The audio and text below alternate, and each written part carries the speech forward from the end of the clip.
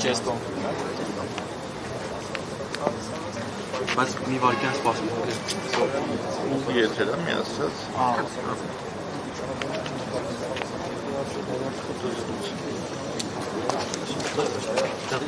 Սկսենք միջը։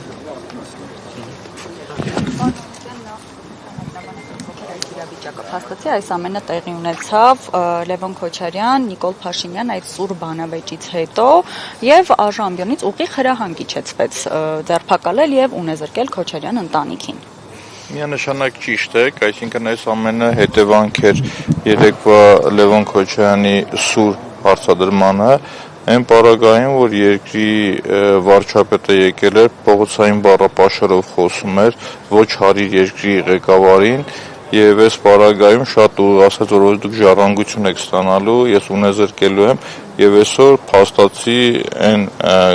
ընկերությունները, որոնք սեփականատերը հանդիսանում էր Քոչարյան ընտանիքը, սկսած Սիրուշոյի Պրեգոմեշից, վերջացած Տոյոտայով կամ մյուսը, ոնց ես ասեմ, անհասկանալի ուղղակի, անհասկանալի ձևով գալիս են, փակում են, կապարակ ընկնում են ու ասում են չպիտի աշխատես։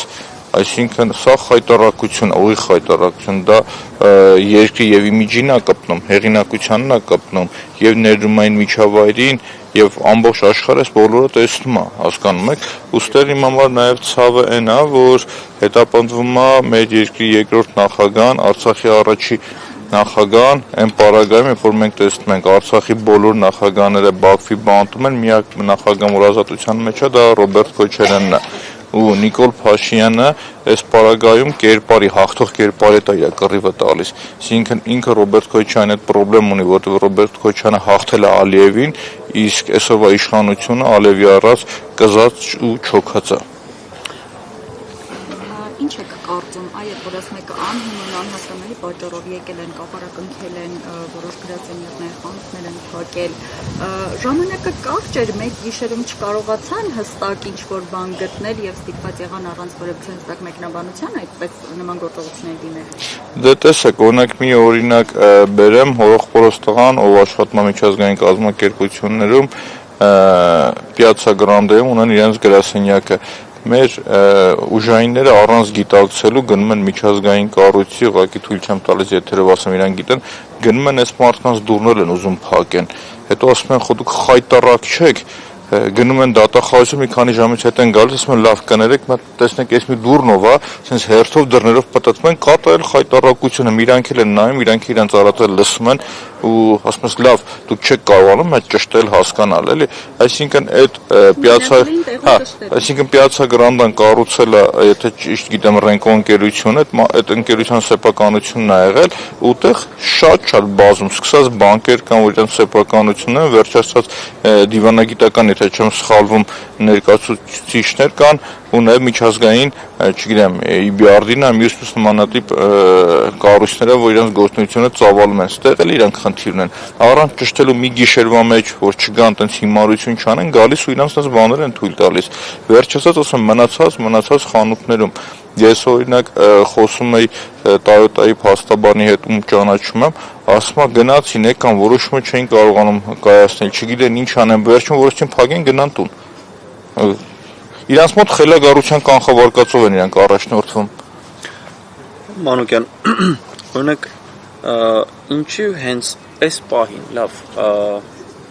այսպես առավոտներ ասացիք, որ նախորդի, Լևոն Քոչարյանի ելույթից հետո այսպես եղավ հրահանգը, ու շատ են մարդիկ այդ մասին խոսում, բայց տեսեք,